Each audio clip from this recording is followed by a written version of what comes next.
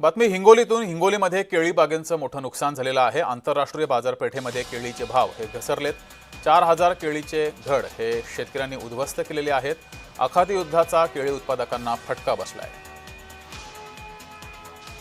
व्यापारी नाही, कोणी नाही, त्याच्यामुळं आम्ही कोणी विचारणार नाही.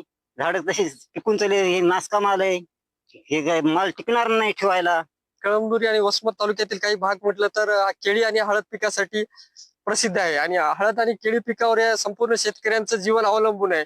संपूर्ण शेतकऱ्यांना लाखो रुपये खर्च करून उत्पन्न मिळण्याची अपेक्षा असते. आता 4,000 केळी इथं जवळपास लागवड केली होती गेल्या वर्षी. तर यावर्षी दरवर्षी एप्रिल महिन्यामध्ये एक्सपोर्ट कंपनीवाले इथे येतात आणि संपूर्ण माल हा आखाती देशामध्ये एक्सपोर्टच्या वाट्यानं जात असतो. आणि यावर्षी युद्धाची परिस्थिती असल्यामुळे कुठेही माल एक्सपोर्ट झालेला नाही, एक्सपोर्ट कंपनी आलेल्या नाहीत. आता प्रत्येक तिन्ही हंगामामध्ये आम्हाला 1.5-2 लाख रुपये एकरी 2 एकरला 1.5 लाख रुपये खर्च आलेला आहे. कोणी व्याजानं पैसे काढले, कुणी घरचं सोनं गहाण ठेवलं. त्याच्यामुळे शेतकऱ्याची ही खूप दशा झालेली आहे.